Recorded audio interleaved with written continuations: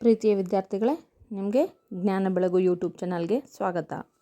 ಯಾವಾಗಲೂ ಮನುಷ್ಯ ಒಳಿತನ್ನು ಮಾಡಬೇಕು, ಪರೋಪಕಾರಿಯಾಗಿರಬೇಕು, ಪರರ ಹಿತವನ್ನು ಬಯಸಬೇಕು.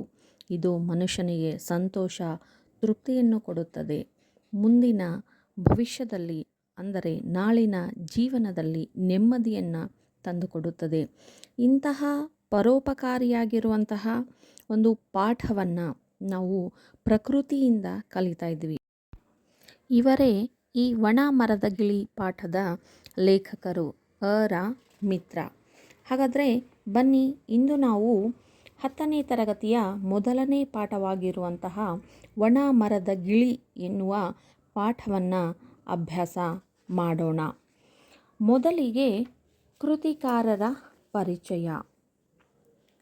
ರ ಮಿತ್ರ.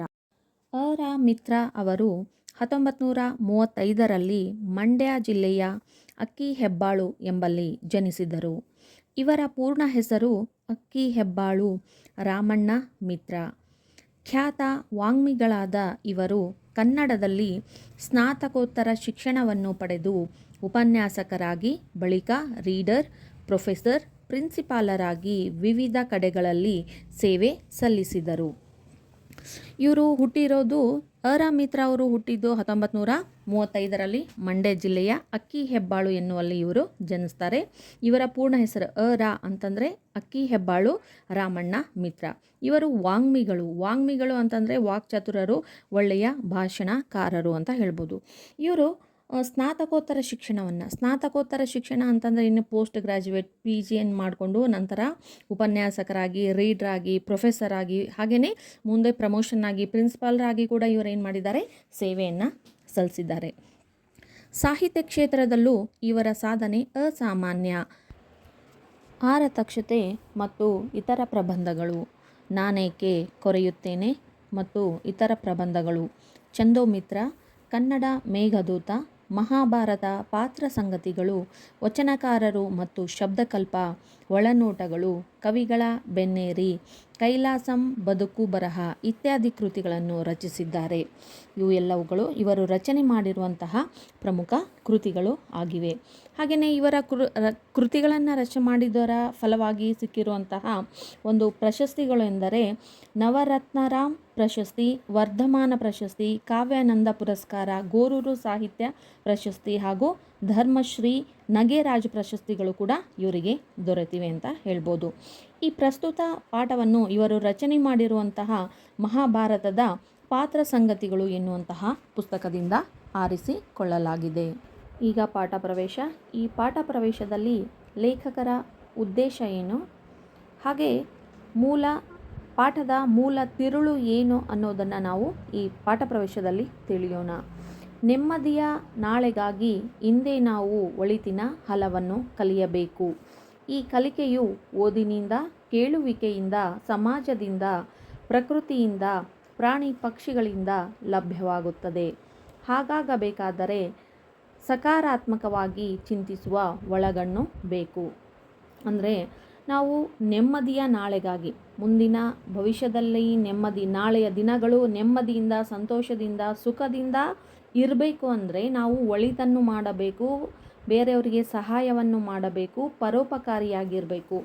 ಇಂತಹ ಒಳ್ಳೆತನದ ಪಾಠವನ್ನು ನಾವು ಯಾರಿಂದಾದರೂ ಕೂಡ ಕಲಿಬೋದು. ಸಣ್ಣವರಿಂದ ಕಲಿಬೋದು, ಕೇವಲ ದೊಡ್ಡವರಿಂದ ಅಂತ ಅಷ್ಟೇ ಅಲ್ಲ, ಪ್ರಕೃತಿಯಿಂದ ಕಲಿಬೋದು, ಪ್ರಾಣಿ ಪಕ್ಷಿಗಳಿಂದ ಕಲಿಬೋದು, ಸಮಾಜದಿಂದ, ನೆರೆ ಹೊರೆಯವರಿಂದ, ಬಂಧು ಬಳಗದಿಂದ ಆದರೂ ಕಲಿಬೋದು. ಕೇಳುವಿಕೆಯಿಂದ, ಕೇಳಿಸೋದ್ರ ಪ್ರವಚನಗಳಾಗಿರ್ಬೋದು, ಪುಣ್ಯಕಥೆ, ಹರಿಕಥೆಗಳನ್ನು ಕೇಳುವಿಕೆಯಿಂದಾದರೂ ಕೂಡ ಕಲಿಬೋದು. ಪುಸ್ತಕಗಳನ್ನು, ಮ್ಯಾಗ್ಝಿನ್ಗಳನ್ನು ಓದುವುದರಿಂದಾದರೂ ಕೂಡ ನಾವು ಕಲಿಬೇಕಾಗಿದೆ. ಇಂತಹ ಕಲಿಕೆ ಸಕಾರಾತ್ಮಕ ಯೋಚನೆಗಳು, ಪಾಸಿಟಿವ್ ಥಿಂಕಿಂಗ್ ಇದ್ದಾಗ, ಕಲಿಯುವ ಮನಸ್ಸು ಇದ್ದಾಗ ಮಾತ್ರ ಸಾಧ್ಯವಾಗುತ್ತದೆ. ಹಾಗೆ ಕಲಿತುದನ್ನು ಬದುಕಿನಲ್ಲಿ ಅಳವಡಿಸಿಕೊಂಡಾಗ ಪಡೆದ ಶಿಕ್ಷಣಕ್ಕೆ ಸಾರ್ಥಕತೆ ಸಿಕ್ಕಂತಾಗುತ್ತದೆ. ನಾವು ಏನೇ ಕಲಿತರೂ ಕೂಡ ಅದನ್ನು ನಾವು ಜೀವನದಲ್ಲಿ, ಬದುಕಿನಲ್ಲಿ, ಶಿಕ್ಷಣದಲ್ಲಿ ಅಳವಡಿಸ್ಕೊಳ್ಬೇಕು.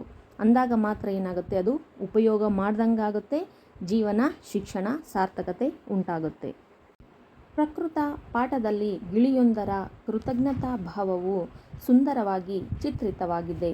ಪ್ರಕೃತಿಯನ್ನು ಪ್ರೀತಿಸಬೇಕು. ಪ್ರೀತಿಸುತ್ತಿರುವುದರ ಸಂಕೇತವಾಗಿ ನಮ್ಮ ಪರಿಸರವನ್ನು ಸದಾ ಸಸ್ಯ ಸಮೃದ್ಧವಾಗಿರುವಂತೆ ಇರಿಸಿಕೊಳ್ಳಬೇಕು.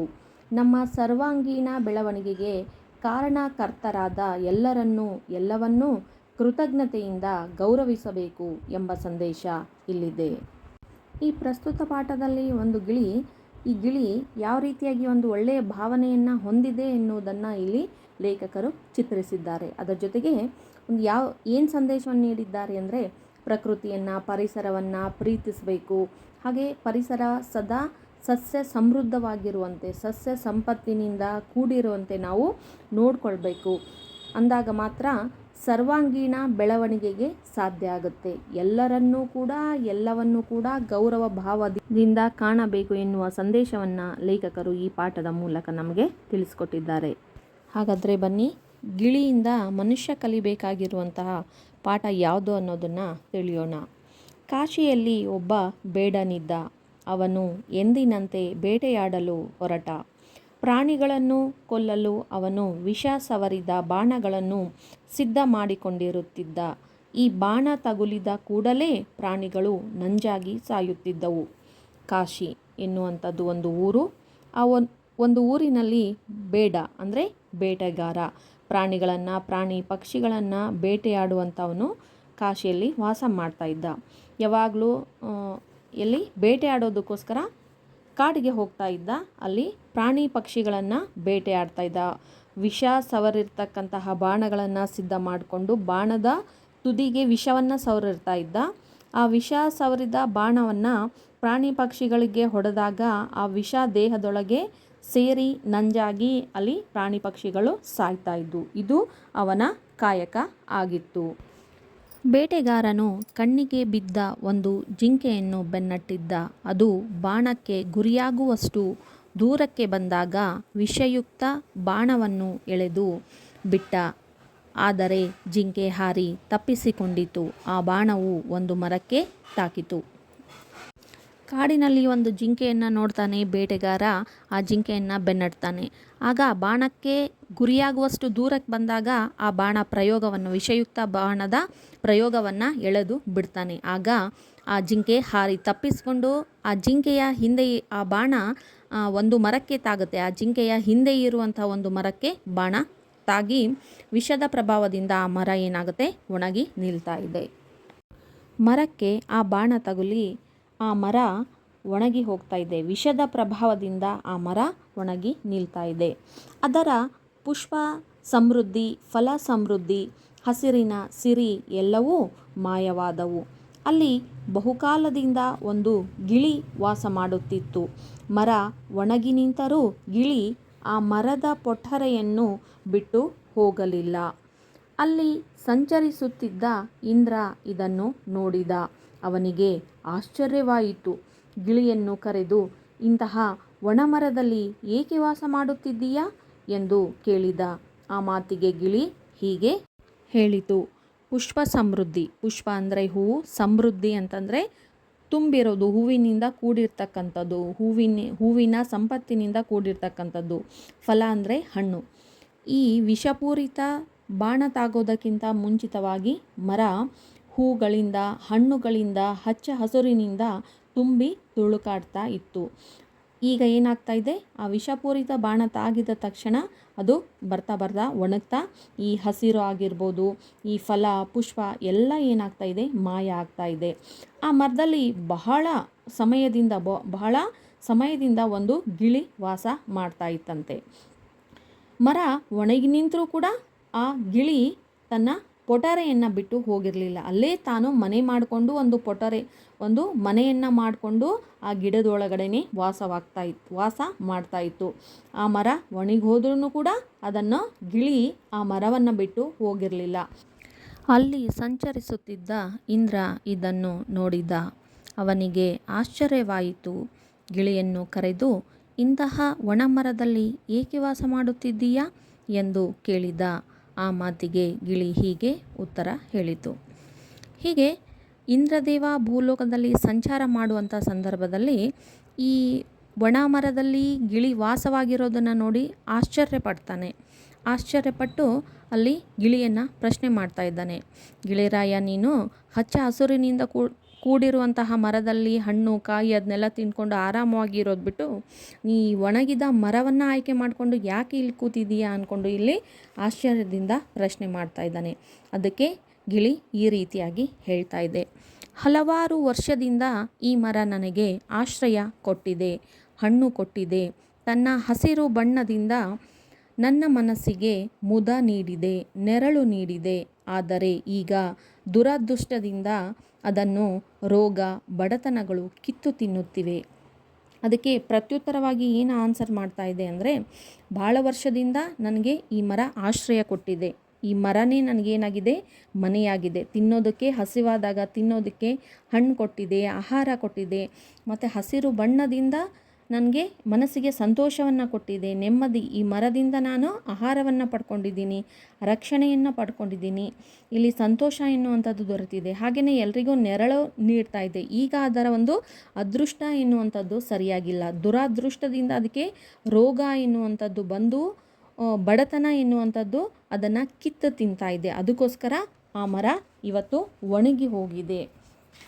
ಹಾಗೆಂದು ಈ ಸ್ಥಿತಿಯಲ್ಲಿ ನಾನು ಅದನ್ನು ಕೈ ಬಿಟ್ಟು ಬೇರೆ ಕಡೆ ಹೋಗಿ ಆ ಮರಕ್ಕೆ ಕೃತಜ್ಞನಾಗಲೇ ನಾನು ಎಲ್ಲೋ ಹೋಗಿ ಆಹಾರವನ್ನು ಸಂಪಾದಿಸಿಕೊಂಡು ಬರುತ್ತೇನೆ, ಆದರೆ ವಾಸ ಮಾತ್ರ ಇಲ್ಲೇ.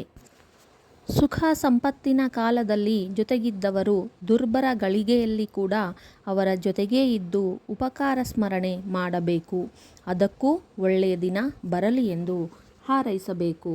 ಅಂದರೆ ಮರ ಫಲಪುಷ್ಪಗಳಿಂದ ಸಮೃದ್ಧವಾಗಿದ್ದಾಗ ಜೊತೆಗಿದ್ಕೊಂಡು ಈಗ ಅದಕ್ಕೆ ಬಡತನ ಬಂದಾಗ, ರೋಗ ತಗುಲಿದಾಗ ಜೊತೆಗಿಲ್ದೇ ಹೋದರೆ ಅದು ತಪ್ಪಾಗುತ್ತೆ. ಒಂದು ಗಾದೆನೇ ಇದೆಯಲ್ಲ, ಉಂಡ ಮನೆಗೆ ದ್ರೋಹ ಬಗೆಯಬೇಡ, ಅಂದರೆ ಸಹಾಯ ಮಾಡಿದವರಿಗೆ ಮೋಸ ಮಾಡಬೇಡ, ದ್ರೋಹ ಮಾಡಬೇಡ ಎನ್ನುವಂಥದ್ದು.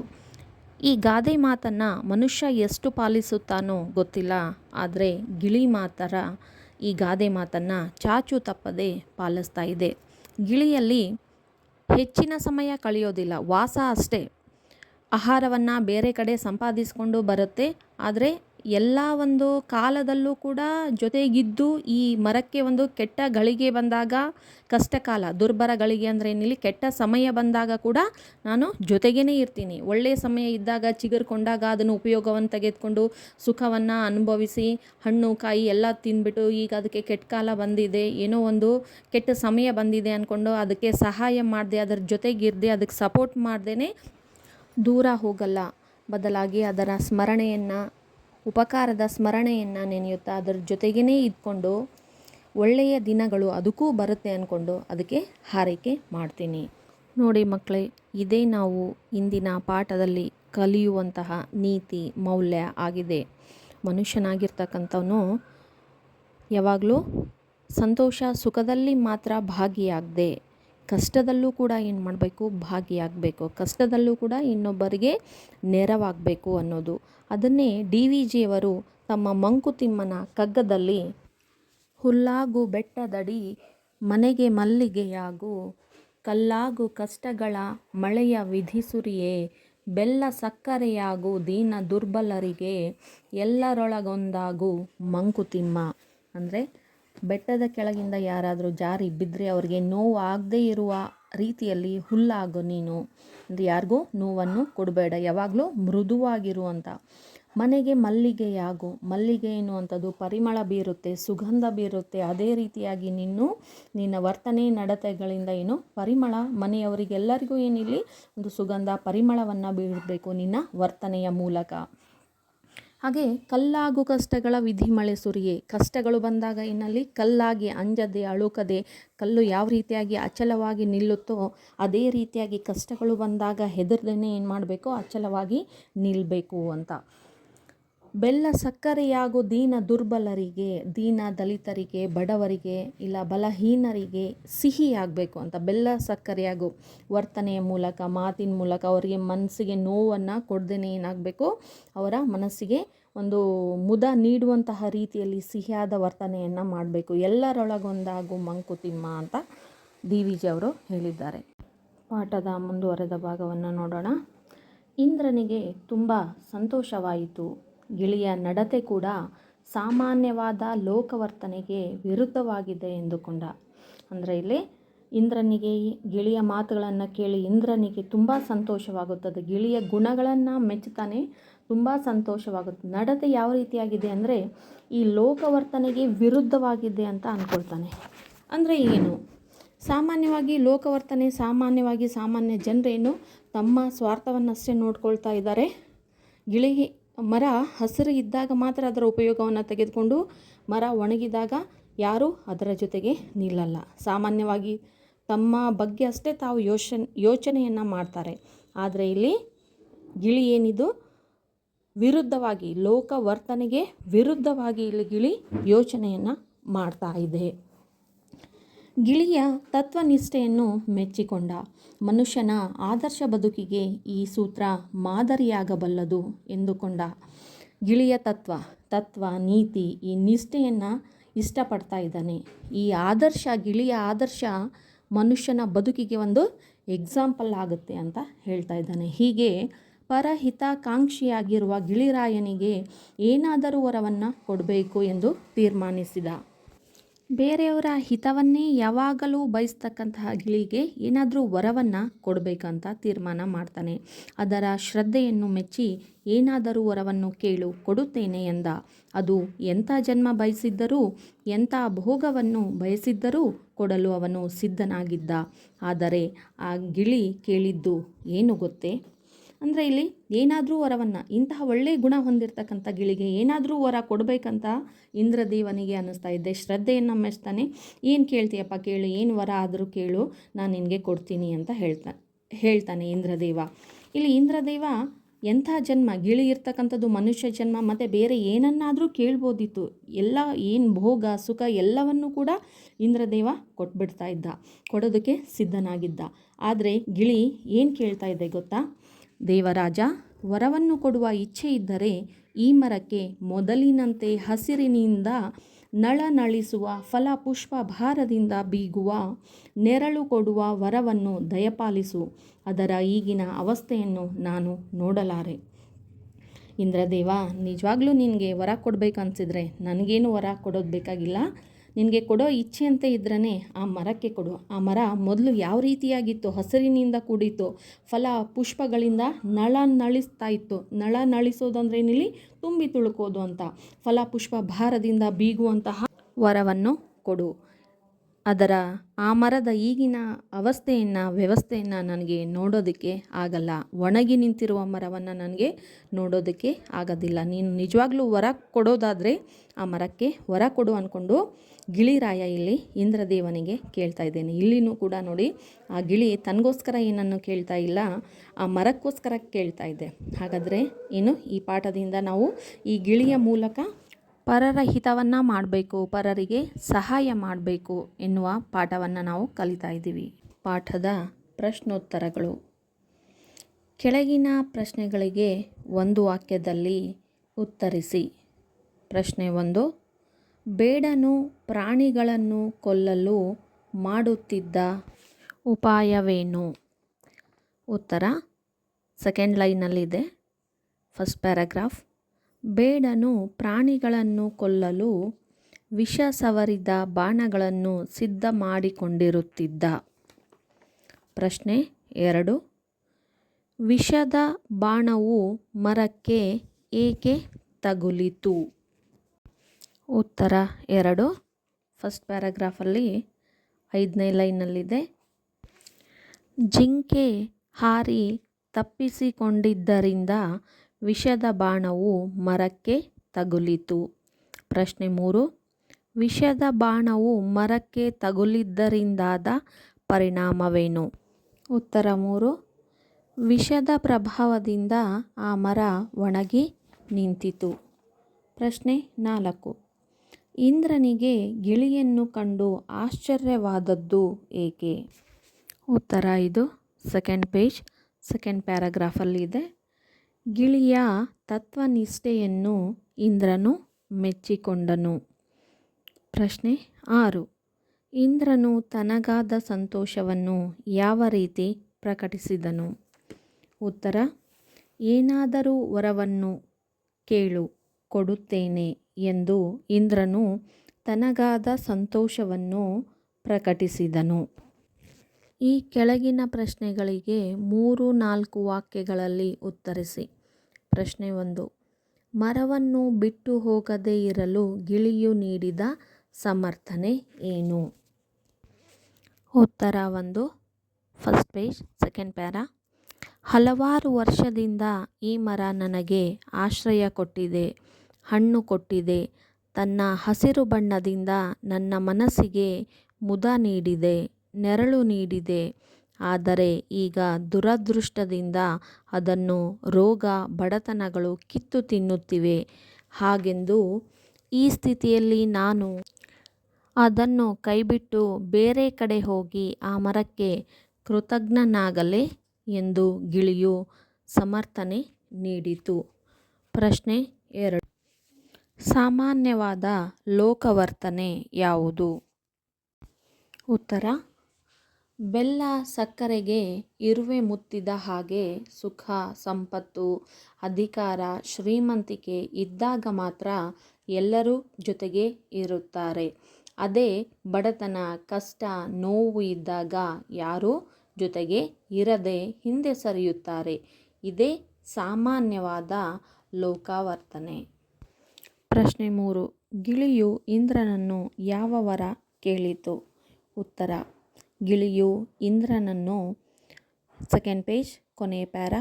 ದೇವರಾಜ, ವರವನ್ನು ಕೊಡುವ ಇಚ್ಛೆ ಇದ್ದರೆ ಈ ಮರಕ್ಕೆ ಮೊದಲಿನಂತೆ ಹಸಿರಿನಿಂದ ನಳನಳಿಸುವ ಫಲಪುಷ್ಪ ಭಾರದಿಂದ ಬೀಗುವ ನೆರಳು ಕೊಡುವ ವರವನ್ನು ದಯಪಾಲಿಸು. ಅದರ ಈಗಿನ ಅವಸ್ಥೆಯನ್ನು ನಾನು ನೋಡಲಾರೆ ಎಂದು ವರ ಕೇಳಿತು. ಈಗ ನೆಕ್ಸ್ಟ್ ಈ ಕೆಳಗಿನ ಪ್ರಶ್ನೆಗಳಿಗೆ 8-10 ವಾಕ್ಯಗಳಲ್ಲಿ ಉತ್ತರಿಸಿ. ಪ್ರಶ್ನೆ 1. ಗಿಳಿಯು ಪರಹಿತಕಾಂಕ್ಷಿ ಎನಿಸಿಕೊಂಡದ್ದು ಹೇಗೆ? ಉತ್ತರ. ಬಹಳ ವರ್ಷಗಳಿಂದ ಗಿಳಿಯು ಒಂದು ಮರದಲ್ಲಿ ವಾಸವಾಗಿತ್ತು. ಒಂದು ದಿನ ಬೇಟೆಗಾರನೊಬ್ಬ ಬೇಟೆಯಾಡುವ ಸಂದರ್ಭದಲ್ಲಿ ವಿಷ ಸವರಿದ ಬಾಣ ಜಿಂಕೆಗೆ ತಗಲುವ ಬದಲು ಮರಕ್ಕೆ ತಗುಲಿ ಆ ಮರವು ಒಣಗಿ ನಿಂತಿತು.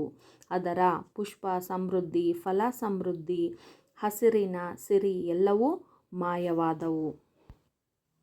ಇಂತಹ ಸಂದರ್ಭದಲ್ಲೂ ಗಿಳಿಯು ಸುಖ ಸಂಪತ್ತಿನ ಕಾಲದಲ್ಲಿ ಜೊತೆಗಿದ್ದವನು ಕಷ್ಟದ ಗಳಿಗೆಯಲ್ಲಿ ಕೂಡ ಜೊತೆಗೇ ಇದ್ದು ಉಪಕಾರ ಸ್ಮರಣೆ ಮಾಡುತ್ತೇನೆ, ಅದಕ್ಕೂ ಒಳ್ಳೆಯ ದಿನ ಬರಲಿ ಎಂದು ಹಾರೈಸುತ್ತೇನೆ ಎಂದು ಹೇಳಿತು. ಇದರ ತತ್ವನಿಷ್ಠೆಯನ್ನು ಮೆಚ್ಚಿಕೊಂಡ ಇಂದ್ರದೇವ ಏನಾದರೂ ವರವನ್ನು ಕೇಳು ಎಂದು ಗಿಳಿಗೆ ಕೇಳಿದಾಗ ಗಿಳಿಯು ಈ ಮರಕ್ಕೆ ಮೊದಲಿನಂತೆ ಹಸಿರಿನಿಂದ ನಳನಳಿಸುವ ಫಲಪುಷ್ಪಗಳಿಂದ ಬೀಗುವ ವರವನ್ನು ಕೊಡು ಎಂದು ಕೇಳಿತು. ಆದ್ದರಿಂದಲೇ ಗಿಳಿಯು ಪರಹಿತಕಾಂಕ್ಷಿ ಎನಿಸಿಕೊಂಡಿದೆ. ಪ್ರಶ್ನೆ 2. ಗಿಳಿಯ ವರ್ತನೆಯಿಂದ ಮಾನವರಾದ ನಾವು ಕಲಿಯಬೇಕಾದ ಗುಣಗಳೇನು? ಹಲವು ವರ್ಷಗಳಿಂದ ಜೊತೆಗಿದ್ದು ಅವರ ಸಹಕಾರ, ಸಂತೋಷ, ನೆರವು ಪಡೆದು ಈಗ ಅವರಿಗೆ ಬಡತನ, ಕಷ್ಟಕಾಲ ಬಂದಿದೆ ಎಂದು ಕೈಬಿಟ್ಟು ಹೋಗಿ ಅವರಿಗೆ ಕೃತಜ್ಞನಾಗುವ ಬದಲು ದುರ್ಬರ ಗಳಿಗೆಯಲ್ಲಿ ಕೂಡ ಅವರ ಜೊತೆಗೆ ಇದ್ದು ಉಪಕಾರ ಸ್ಮರಣೆ ಮಾಡಬೇಕು. ಅವರಿಗೂ ಒಳ್ಳೆಯ ದಿನ ಬರಲಿ ಎಂದು ಹಾರೈಸಬೇಕು. ಪರಹಿತಕಾಂಕ್ಷಿಯಾಗಿರಬೇಕು, ಸ್ವಾರ್ಥಿಯಾಗಿರಬಾರದು ಎನ್ನುವ ಗುಣಗಳನ್ನು ಮಾನವನು ಗಿಳಿಯಿಂದ ಕಲಿಯಬೇಕು. ನೆಕ್ಸ್ಟ್ ಸಂದರ್ಭದೊಂದಿಗೆ ವಿವರಿಸಿ. ಇದರಲ್ಲಿ ಫಸ್ಟ್ ಒನ್, ಇಂಥ ಒಣ ಮರದಲ್ಲಿ ಏಕೆ ವಾಸ ಮಾಡುತ್ತಿದ್ದೀಯಾ? ಉತ್ತರ. ಈ ವಾಕ್ಯವನ್ನು ಅರಾಮಿತ್ರ ಅವರು ಬರೆದ ಒಣ ಮರದ ಗಿಳಿ ಎಂಬ ಪಾಠದಿಂದ ಆರಿಸಿಕೊಳ್ಳಲಾಗಿದೆ. ಈ ಪ್ರಶ್ನೆಯನ್ನು ಇಂದ್ರದೇವ ಗಿಳಿಗೆ ಕೇಳಿದನು. ಸಂದರ್ಭ ಫಸ್ಟ್ ಪೇಜಲ್ಲಿ ಫಸ್ಟ್ ಪ್ಯಾರಾಗ್ರಾಫ್ ಫಸ್ಟ್ ಲೈನ್ನಲ್ಲಿ ಆ ಬಾಣವು ಅಂತಿದೆಯಲ್ಲ, ಅಲ್ಲಿ ಬೇಟೆಗಾರನ ಬಾಣವು ಒಂದು ಮರಕ್ಕೆ ತಾಕಿತು. ವಿಷದ ಪ್ರಭಾವದಿಂದ ಆ ಮರ ಒಣಗಿ ನಿಂತಿತು.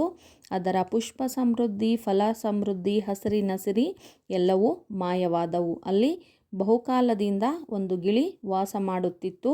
ಮರ ಒಣಗಿ ನಿಂತರೂ ಗಿಳಿ ಆ ಮರದ ಪೊಟರೆಯನ್ನು ಬಿಟ್ಟು ಹೋಗಲಿಲ್ಲ. ಅಲ್ಲಿ ಸಂಚರಿಸುತ್ತಿದ್ದ ಇಂದ್ರದೇವನಿಗೆ ಆಶ್ಚರ್ಯವಾಗಿ ಈ ಮೇಲಿನ ಪ್ರಶ್ನೆಯನ್ನು ಕೇಳಿದನು.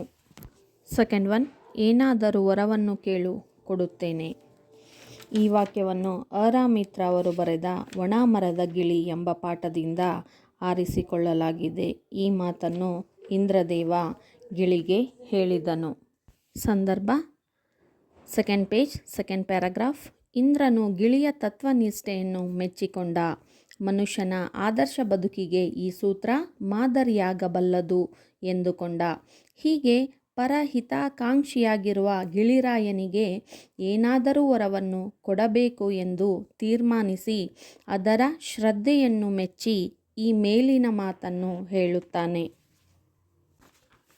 ಥರ್ಡ್ ಒನ್, ಅದರ ಈಗಿನ ಅವಸ್ಥೆಯನ್ನು ನಾನು ನೋಡಲಾರೆ. ಈ ವಾಕ್ಯವನ್ನು ಅರಾಮಿತ್ರ ಅವರು ಬರೆದ ಒಣಮರದ ಗಿಳಿ ಎಂಬ ಪಾಠದಿಂದ ಆರಿಸಿಕೊಳ್ಳಲಾಗಿದೆ. ಈ ಮಾತನ್ನು ಗಿಳಿಯು ಇಂದ್ರದೇವನಿಗೆ ಹೇಳಿತು. ಸಂದರ್ಭ second page, second and third paragraph. Indradeva ಗಿಳಿಯ ಶ್ರದ್ಧೆಯನ್ನು ಮೆಚ್ಚಿ ಏನಾದರೂ ವರವನ್ನು ಕೇಳು, ಕೊಡುತ್ತೇನೆ ಎಂದಾಗ ಗಿಳಿಯು, ದೇವರಾಜ, ವರವನ್ನು ಕೊಡುವ ಇಚ್ಛೆ ಇದ್ದರೆ ಈ ಮರಕ್ಕೆ ಮೊದಲಿನಂತೆ ಹಸಿರಿನಿಂದ ನಳನಳಿಸುವ ಫಲಪುಷ್ಪ ಭಾರದಿಂದ ಬೀಗುವ ನೆರಳನ್ನು ಕೊಡುವ ವರವನ್ನು ದಯಪಾಲಿಸು ಎಂದು ಮರದ ಅವಸ್ಥೆಯನ್ನು ನೋಡಿ ಈ ಮೇಲಿನ ಮಾತನ್ನು ಹೇಳಿತು. ನೆಕ್ಸ್ಟ್ ಮೇನ್ ಭಾಷಾಭ್ಯಾಸ. ಮೊದಲೆರಡು ಪದಗಳಿಗಿರುವ ಸಂಬಂಧದಂತೆ ಮೂರನೇ ಪದಕ್ಕೆ ಸಂಬಂಧಿಸಿದ ಪದ ಬರೆಯಿರಿ. ಇಲ್ಲಿ ಮೊದಲು ಎರಡು ಪದಗಳಿಗೆ ಏನು ಸಂಬಂಧ ಇದೆ ಅನ್ನೋದನ್ನು ತಿಳ್ಕೊಂಡು ನೆಕ್ಸ್ಟು ಮೂರನೇ ಪದಕ್ಕೆ ಮತ್ತು ಯಾವ ಸಂಬಂಧ ಇದೆ ಅಂತ ತಿಳ್ಕೊಂಡು ನಾವು ಆನ್ಸರ್ ಮಾಡಬೇಕಾಗತ್ತೆ. ಇಲ್ಲಿ ವಿರುದ್ಧ ಪದನ, ಸಂಧಿನ, ಸಮಾಸನ ಅಥವಾ ರೂಢನಾಮ, ಅಂಕಿತನಾಮ ಯಾವುದು ಅನ್ನೋದನ್ನು ನೋಡಿ ನಾವು ಮಾಡಬೇಕು. ಫಸ್ಟ್ ಒನ್, ಆಶ್ರಯ, ಆಸರೆ, ವರ್ಣ, ಬಣ್ಣ, ಇದು ತತ್ಸಮ ತದ್ಭವಗಳು. ಸೆಕೆಂಡ್ ಒನ್, ಉಪಕಾರ, ಅಪಕಾರ, ಅದೃಷ್ಟ, ದುರಾದೃಷ್ಟ, ಇವೇನು ವಿರುದ್ಧ ಪದಗಳು. ಗುರಿಯಾಗು, ಆಗಮ ಸಂಧಿ, ಪರಹಿತಾಕಾಂಕ್ಷಿ, ಸವರ್ಣ ದೀರ್ಘ ಸಂಧಿ. ನೆಕ್ಸ್ಟ್ ಒನ್, ಫೋರ್ತ್ ಒನ್, ಜಿಂಕೆ ಅನ್ನೋದು ರೂಢನಾಮ, ಇಂದ್ರ ಅಂಕಿತನಾಮ. ಜಿಂಕೆ ಎನ್ನುವಂಥದ್ದು ರೂಢನಾಮ, ರೂಢಿಯಿಂದ ಬಂದಿರತಕ್ಕಂಥ ಹೆಸರು. ಇಂದ್ರ ಎನ್ನುವಂಥದ್ದು ಅಂಕಿತನಾಮ, ಅಂದರೆ ಇಟ್ಟ ಹೆಸರು. ಕೃತಜ್ಞತೆ, ಉಪಕಾರ ಸ್ಮರಣೆ. ಕೃತಜ್ಞತೆ ಅಂದ್ರೇನು? ಉಪಕಾರ ಸ್ಮರಣೆ ಇಲ್ಲದಿರುವುದು, ಅಂದರೆ ಇಲ್ಲಿ ಪದಗಳ ಅರ್ಥ ಇದೆ. ನೆಕ್ಸ್ಟ್ ಕ್ವಶನ್, ಕೆಳಗಿನ ಪದಗಳನ್ನು ಬಿಡಿಸಿ ಸಂಧಿ ಹೆಸರಿಸಿ. First one, ಬೆನ್ನಟ್ಟು. ಬೆನ್ನಟ್ಟು, ಬೆನ್ನು ಪ್ಲಸ್ ಅಟ್ಟು, ಬೆನ್ನಟ್ಟು ಲೋಪಸಂಧಿ. ಇಲ್ಲಿ ಬೆನ್ನು ಎನ್ನುವಂಥದ್ದು ಪೂರ್ವಪದ, ಅಟ್ಟು ಎನ್ನುವಂಥದ್ದು ಉತ್ತರ ಪದ. ಲೋಪಸಂಧಿಯ ನಿಯಮ ಏನು ಅಂದರೆ ಪೂರ್ವಪದದ ಕೊನೆಯ ಅಕ್ಷರ ಏನಾಗುತ್ತೆ, ಲೋಪ ಆಗುತ್ತೆ. ಸಂಧಿ ಕಾರ್ಯ ನಡೆಯುವಾಗ ಪೂರ್ವಪದದ ಕೊನೆಯ ಅಕ್ಷರ ಲೋಪ ಆದರೆ ಏನಂತ ಹೇಳ್ತಾ ಇದ್ವಿ ನಾವು, ಅದನ್ನು ಲೋಪಸಂಧಿ ಅಂತ ಕರಿತಾ ಇದ್ದೀವಿ. ಸೊ ಹಾಗಾಗಿ ಇಲ್ಲಿ ಬೆನ್ನು, ಹೂ ಎನ್ನುವಂಥದ್ದು ಪೂರ್ವಪದದ ಕೊನೆಯ ಅಕ್ಷರ ಲೋಪ ಆಗುತ್ತೆ, ಆದ್ದರಿಂದ ಇದು ಲೋಪಸಂಧಿ. ಎರಡನೇದು ಬಾಣವನ್ನು. ಬಾಣ ಪ್ಲಸ್ ಅನ್ನು, ವಕಾರಾಗಮ ಸಂಧಿ. ಆಗಮ ಅಂದ್ರೇನು, ಹೊಸದಾಗಿ ಬರೋದು ಅಂತ. ಇಲ್ಲಿ ಉತ್ತರ ಪದದ ಮೊದಲನೇ ಅಕ್ಷರ ಅದ ಬದಲಾಗಿ ಏನಿಲ್ಲಿ ವಕಾರ ಆಗಮ ಆಗ್ತಾ ಇದೆ. ಆಗಮ ಸಂಧಿಯಲ್ಲಿ ಎರಡು ಪ್ರಕಾರ, ಒಂದು ವಕಾರಾಗಮ, ಇನ್ನೊಂದು ಯಕಾರಾಗಮ. ಇಲ್ಲಿ ವ ಎನ್ನುವಂಥ ಅಕ್ಷರ ಹೊಸದಾಗಿ ಬಂದು ಸೇರಿಕೊಳ್ತಾ ಇದೆ, ಹಾಗಾಗಿ ಇದು ವಕಾರಾಗಮ ಸಂಧಿ. ನೆಕ್ಸ್ಟ್ ಎಕ್ಸಾಂಪಲ್, ಕಾಶಿಯಲ್ಲಿ. ಕಾಶಿ ಪ್ಲಸ್ ಅಲ್ಲಿ, ಇದು ಏನಾಗುತ್ತೆ, ಯಕಾರಾಗಮ ಸಂಧಿ. ಇಲ್ಲಿ ನೋಡಿ, ಪೂರ್ವಪದದ ಮೊದಲನೇ ಅಕ್ಷರ ಅದಲ್ಲಿ ಅ ಬದಲಾಗಿ ಏನಿಲ್ಲಿ ಬರ್ತಾ ಇದೆ, ಇಲ್ಲಿ ಯ, ಎಲ್ಲಿ. ಕಾಶಿ ಪ್ಲಸ್ ಅಲ್ಲಿ, ಅ ಬದಲಾಗಿ ಇಲ್ಲಿ ಯ ಬಂದು ಸೇರಿಕೊಳ್ತಾ ಇದೆ, ಹಾಗಾಗಿ ಇದನ್ನು ಏನಂತ ಹೇಳ್ತಾ ಇದ್ದೀವಿ ನಾವು, ಯಕಾರಾಗಮ ಸಂಧಿ. ಇಲ್ಲಿ ವಕಾರಾಗಮ, ಯಕಾರಾಗಮ ಅಂತಲೂ ಬರಿಬಹುದು, ಇಲ್ಲ ಆಗಮ ಸಂಧಿ ಅಂತಲೂ ಕೂಡ ಬರಿಬಹುದು. ನೆಕ್ಸ್ಟ್ ಕ್ವಶನ್, ಈ ಕೆಳಗಿನ ಪದಗಳಿಗೆ ತತ್ಸಮ ತದ್ಭವ ರೂಪಗಳನ್ನು ಬರೆಯಿರಿ. ಫಸ್ಟ್ ಒನ್, ರಾಯ, ರಾಜ, ಸಿರಿ, ಶ್ರೀ, ವರ್ಷ, ವರುಷ, ಜನ್ಮ, ಜನುಮ, ಆಶ್ಚರ್ಯ, ಅಚ್ಚರಿ. ನೆಕ್ಸ್ಟ್ ಒನ್, ಈ ಕೆಳಗಿನ ಪದಗಳಿಗೆ ವಿರುದ್ಧಾರ್ಥಕ ಪದ ಬರೆಯಿರಿ. ರೋಗ, ನಿರೋಗ. ಬಡತನ, ಸಿರಿತನ. ಕೃತಘ್ನ, ಕೃತಜ್ಞ. ಫಲ, ನಿಷ್ಫಲ. ಪರಹಿತ, ಸ್ವಹಿತ. ನೆಕ್ಸ್ಟ್ ಕ್ವಶನ್, ಕೆಳಗಿನ ಪದಗಳನ್ನು ಸ್ವಂತ ವಾಕ್ಯದಲ್ಲಿ ಪ್ರಯೋಗಿಸಿ ಬರೆಯಿರಿ. ಫಸ್ಟ್ ಒನ್, ಉಪಕಾರ. ಉಪಕಾರ ಮಾಡುವುದು ನಮ್ಮ ಕಾಯಕಗಳಲ್ಲಿ ಒಂದಾಗಬೇಕು. ಇಲ್ಲ, ಉಪಕಾರ ನಮಗೆ ಸಂತೋಷವನ್ನು ಕೊಡುತ್ತದೆ. ಸೆಕೆಂಡ್ ಒನ್, ಸ್ಮರಣೆ. ಸ್ಮರಣೆ ಅಂತಂದರೆ ಏನು? ನೆನಪು ಮಾಡಿಕೊಳ್ಳೋದು ಅಂತ ಅರ್ಥ ಕೊಡೋದು. ನಾವು ದಿನಾಲೂ ದೇವರ ಸ್ಮರಣೆ ಮಾಡಬೇಕು. ಓದಿದ ಪಾಠಗಳ ಸ್ಮರಣೆ ಮಾಡಬೇಕು. ನೆಕ್ಸ್ಟ್ ಒನ್, ಪರಹಿತ. ಗಿಡ ಮರಗಳು ಪರಹಿತಕ್ಕಾಗಿ ಹೂವು ಹಣ್ಣು ಸುರಿಯುತ್ತವೆ. Next one, ಕೃತಜ್ಞ. ಕೃತಜ್ಞ ಭಾವನೆ ಮನುಷ್ಯನಿಗೆ ಅತ್ಯವಶ್ಯಕ. ನೆಕ್ಸ್ಟ್, ಸಮೃದ್ಧಿ. ಕನ್ನಡ ನಾಡಿನ ನಿಸರ್ಗ ಸಮೃದ್ಧಿ ಮನಮೋಹಕ. ನೆಕ್ಸ್ಟ್, ಆಶ್ಚರ್ಯ. ನಾನು ನನ್ನ ಬಾಲ್ಯದ ಗೆಳೆಯನನ್ನು ನೋಡಿ ಒಂದು ಕ್ಷಣ ಆಶ್ಚರ್ಯಪಟ್ಟೆ. ಸಂಪಾದಿಸು. ಸಂಪಾದನೆ ಒಳ್ಳೆ ಮಾರ್ಗದಲ್ಲಿರಬೇಕು. ಇಲ್ಲ, ನಾನು ರಜಾ ದಿನಗಳಲ್ಲಿ ಅಲ್ಪ ಸ್ವಲ್ಪ ಹಣ ಸಂಪಾದನೆ ಮಾಡಿದೆ. ನೆಕ್ಸ್ಟ್ ಕ್ವಶನ್, ಮಾದರಿಯಂತೆ ಗಾರ ತನ ಪ್ರತ್ಯಯಗಳಿರುವ 5 ಪದಗಳನ್ನು ಬರೆಯಿರಿ. ಮಾದರಿ. ಎಕ್ಸಾಂಪಲ್, ಬೇಟೆಗಾರ, ಬಡತನ. ಗಾರ ಪ್ರತ್ಯಯ ಇರ್ತಕ್ಕಂಥದ್ದು. ಬೇಟೆಗಾರ, ಕನಸುಗಾರ, ಬರಹಗಾರ, ಹಾಡುಗಾರ, ಮೋಸಗಾರ, ಛಲಗಾರ, ಹೀಗೆ ಹಲವಾರು ಬರಿಬೋದು. ತನ ಪ್ರತ್ಯಯದ್ದು ಬಡತನ, ಸಿರಿತನ, ಒಂಟಿತನ, ಒಳ್ಳೆಯತನ, ಹೇಡಿತನ, ಜಾಣತನ, ದಡ್ಡತನ. ಇಲ್ಲಿಗೆ ಈ ಒಣಮರದ ಗಿಳಿ ಪಾಠದ 1 ವಾಕ್ಯ, 3-4 ವಾಕ್ಯ, 8-10 ವಾಕ್ಯ, ಸಂದರ್ಭ ಹಾಗೂ ಭಾಷಾಭ್ಯಾಸ ಎಲ್ಲ ಕಂಪ್ಲೀಟ್ ಆಯಿತು. ನಿಮಗೆ ನನ್ನ ಕಂಟೆಂಟ್ ಇಷ್ಟವಾದಲ್ಲಿ ಲೈಕ್ ಮಾಡಿ, ಶೇರ್ ಮಾಡಿ, ಸಬ್ಸ್ಕ್ರೈಬ್ ಮಾಡಿ. ಹೊಸ ವಿಡಿಯೋಗಳ ನೋಟಿಫಿಕೇಷನ್ಗಾಗಿ ಬೆಲ್ ಐಕನನ್ನು ಪ್ರೆಸ್ ಮಾಡಿ. ಯಾವುದೇ ಪ್ರಶ್ನೆಗಳಿದ್ದಲ್ಲಿ ಕಮೆಂಟ್ ಮೂಲಕ ತಿಳಿಸಿ. ಧನ್ಯವಾದಗಳು.